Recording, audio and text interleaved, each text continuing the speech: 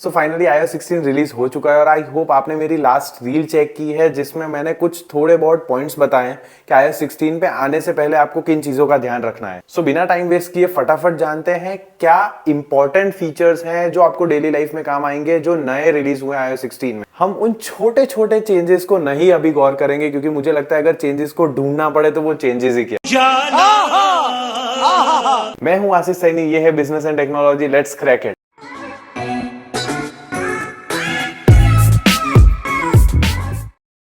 सो ये है हमारा iPhone 13 Pro Max और सबसे जो मेन अट्रैक्शन है वो है ये मेन स्क्रीन, लॉक स्क्रीन जो आप देख पा रहे होंगे। सो ये लॉक स्क्रीन जो है that is the main attraction और सबसे कह सकते हैं कि सबसे इम्पॉर्टेंट अपडेट है आईफोन की तरफ से iOS 16 में।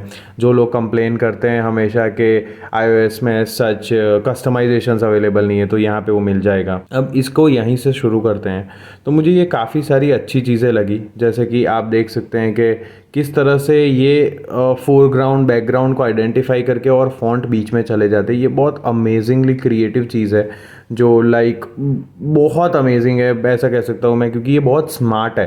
मैं आपको बताता हूँ कैसे, कि यहाँ पे आप जब देखेंगे ना तो ये जो डेप्थ इफेक्ट है ना बेसिकली, कि ये जैसे कि आप देख रहे हैं पेड़ों के पीछे है 12 लेकिन पहाड़ों से आगे है।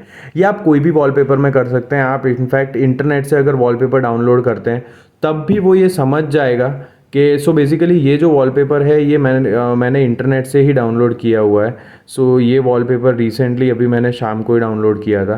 तो ये वॉलपेपर आप सेट कर सकते हैं। बेसिकली कोई भी वॉलपेपर, आपका पर्सनल फ़ोटो कुछ भी हो, तो वो इस तरह से कैचअप कर लेगा। वो समझेगा कि क्या आपको आगे रखना है, क्या पीछे रखना है, तो लार्जर देन लाइफ इमेज लगे। तो ये एक इम्पॉर्टेंट चीज़ है। इसके बाद एक बहुत ही मुझे डिसअपॉइंटिंग पर्सनली लगी, वो है कि मैं विजेट यूज़ नहीं कर सकता। अगर जैसे कि आप इस वॉलपेपर को देख सकते हैं कि अगर मैं विजेट यूज़ कर रहा हूँ तो वो डेप्थ इफेक्ट चली जा रही है। अगर मुझे डेप्थ इफेक्ट चाहिए, सो फॉर एग्जांपल मुझे अगर इसमें डेप्थ इफेक्ट चाहिए तो मुझे विजेट्स रिमूव कर देने पड़ेंगे। सो मैं यहाँ पे ये रिमूव करता हूँ, करेक्ट।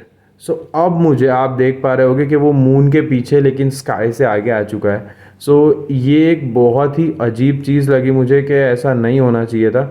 बट ठीक है, यानी आई एम नॉट श्योर, क्योंकि ये विजेट होना ज़रूरी है लेकिन विजेट का इससे कुछ ऐसा लेना देना नहीं है। बट आई डोंट नो कि ऐसा क्यों किया एप्पल ने। ये सो फॉर एग्जांपल आपको दिख रहा होगा कि जैसे ही मैं लॉक स्क्रीन को खोलता हूँ तो यहाँ पे आपको कुछ भी चीज़, कोई भी बैकग्राउंड ऐसा सच ब्लर नहीं दिख रहा है। लेकिन कभी कभार क्या होता है कि ये कॉम्प्लिकेटेड वॉलपेपर होते हैं, उसमें आपको फ़ॉन्ट सही से नहीं दिखते एप्लीकेशन के। अभी मैं फॉर एग्जांपल आपको ये दिखाता हूँ कि अगर मैं ये बैकग्राउंड चेंज करता हूँ, सो अगर मैं ये वॉलपेपर सेट कर रहा हूँ तो यहाँ पे मुझे बैकग्राउंड में ब्लर दिख रहा है, राइट। सो वॉलपेपर अब ब्लर हो चुका है। मुझे फॉन्ट्स, मेरे आइकन्स जो एप्लीकेशंस के, वो काफ़ी क्लियर दिख रहे हैं, काफ़ी अच्छे से नीटली दिख रहे हैं। सो ये कैसे कर सकते हैं मैं आपको ये दिखाता हूँ। तो आप सेटिंग्स में जाइए, सेटिंग्स में जाके वॉलपेपर में जाइए। वॉलपेपर में जाने के बाद आपको यहाँ कस्टमाइज़ का बटन मिलेगा और कस्टमाइज़ के बटन पे यहाँ पे आपको ब्लर का ऑप्शन मिलेगा, यानी आपको इस तरह से रखना है, इस तरह से रखना है। ये मुझे बहुत इंपॉर्टेंट था। इनफैक्ट ये जब नहीं था तो मैं वॉलपेपर को एडिट करता था स्नैपसीड में और फिर यहाँ पे मैं लगाता था जो ब्लर्ड होते थे, क्योंकि मुझे ब्लर इफेक्ट तो पसंद है लेकिन इसकी वजह से क्या होता है कि आपको जो क्लियरली दिखना चाहिए ना आइकन्स और फॉन्ट्स, वो काफ़ी अच्छे से दिखने लगते हैं। तो ये मेरे हिसाब से बहुत एक इम्पॉर्टेंट टॉपिक था जो अभी iOS ने अपने आप से ही बिना कोई मेहनत के सॉल्व कर दिया है।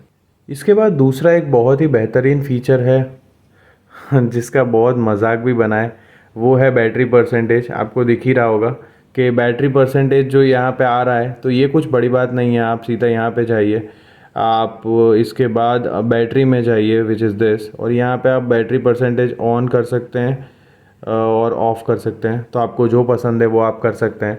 तो ये कोई बड़ी बात नहीं है, लेकिन इंपॉर्टेंट चीज़ थी जो बरसों से मिसिंग थी आईफोन में, तो वो अभी आ चुकी है। इसके बाद देखते हैं screen on time. Screen on time भी काफ़ी अच्छा ही मिल रहा है, सच कोई इश्यू नहीं है, कोई बैटरी ड्रेन वगैरह का इश्यू नहीं है, तो इसकी फ़िक्र मत कीजिए। स्क्रीन ऑन टाइम आपको ऑलमोस्ट सेम मिलेगा जो आपको लास्ट में मिला था, यानी iOS 15 पे मिल रहा था। तो कोई इश्यू नहीं है, बिना झिझक के आप इस पर अपग्रेड कर दीजिए, आपको बैटरी लाइफ में कोई ऐसा इश्यू नहीं मिलेगा। सो फाइनली अगेन फीचर जो बरसों से एग्जिस्ट करता है एंड्रॉयड इकोसिस्टम में लेकिन एप्पल के लिए नया है, that is hiding the photos application में जो हिडन फोल्डर है उसको। सो इसमें कुछ ज़्यादा नहीं करना है, आपको सेटिंग्स में जाना है, आपको बेसिकली फ़ोटोज़ की ऐप में सर्च कर लेना है, फ़ोटोज़ की ऐप में। और ये बाय डिफ़ॉल्ट जब आप अपडेट करेंगे तो ये ऑन ही होगा, use face ID to view hidden and recently deleted items, यानी दोनों के लिए ये हो जाएगा। सो अब जैसे ही आप जाएंगे ऑटोमेटिकली आपको दिखेगा कि आप इस तरह से नीचे जाके आप हिडन में जाएंगे तो आपको वो वहाँ पे फेस आईडी मांगेगा।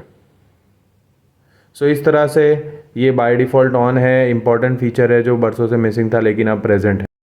इसके बाद मुझे एक इम्पॉर्टेंट चीज़ भी जो लगी डिस्कस करने जैसी और मेरे लिए काफ़ी हेल्पफुल है, क्योंकि मैं पहले जब सर्च करता था एप्पल में तो मैं ऐसे स्क्रॉल करता हूँ और मैं यहाँ पे सर्च कर सकता हूँ, लेकिन अभी ये एक अच्छी चीज़ है कि मुझे ये भी स्वाइप भी नहीं करना पड़ेगा। मैं यहाँ पे मुझे एक नीचे ही सर्च बार मिल चुका है, तो मैं जैसे ही इसे टच करता हूँ तो ये यहाँ पे मुझे अलाउ कर देता है सर्च करना। So with this is good. ये एक छोटा इम्प्लीमेंटेशन है लेकिन इंपॉर्टेंट और अच्छा इम्प्लीमेंटेशन है।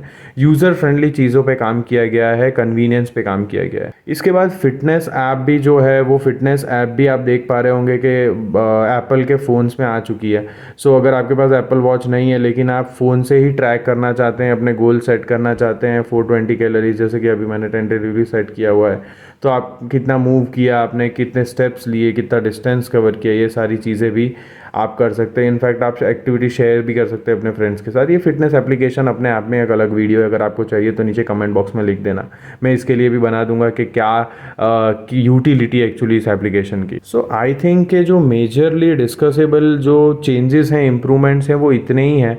बाकी सारे छोटे छोटे निटी ग्रिटीज़ हैं जो लाइक निट पिकिंग हो जाएगा। मुझे नहीं लगता कि अगर चेंजेस इतने डीप में जाके समझने पड़े तो उसे समझने की भी ज़रूरत है। आई वुड सजेस्ट कि ठीक है, वो डेली लाइफ में इतना इम्पैक्ट नहीं करते जितने ये चेंजेस करते हैं, और ये यूज़फुल भी हैं। तो जो देखने जाएँ तो iOS 16 को आप इन 4-5 चीज़ों में सम अप कर सकते हैं और कंक्लूड कर सकते हैं। इसके अलावा कोई ज़्यादा मेजर इंप्रूवमेंट्स या कुछ नई चीज़ें नहीं है।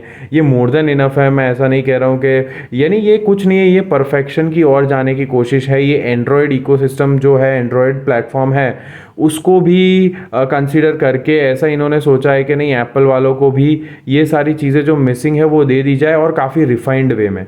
येस, वो मैं अग्री करूँगा कि ये काफ़ी रिफाइंड वे में वर्क कर रहा है इन कंपेयर टू एंड्रॉयड, क्योंकि मैंने खुद 10 सालों तक एंड्रॉयड यूज़ किया है। तो मैं 100% कहता हूँ ये सारे फीचर्स अवेलेबल है वहाँ पे, लेकिन रिफाइनमेंट जो यहाँ पे अवेलेबल है वो वहाँ पे नहीं है।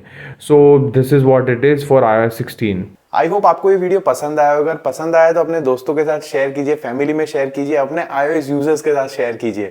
और अगर आपको ये वीडियो में कुछ भी कमी लगी हो, कुछ भी प्रॉब्लम्स लगी हो, तो 100% आप कमेंट बॉक्स में लिख सकते हैं, तो हम उन पार्ट्स को इंप्रूव करने की कोशिश करेंगे। मैं हूं आशीष सैनी, ये है business and technology, signing off.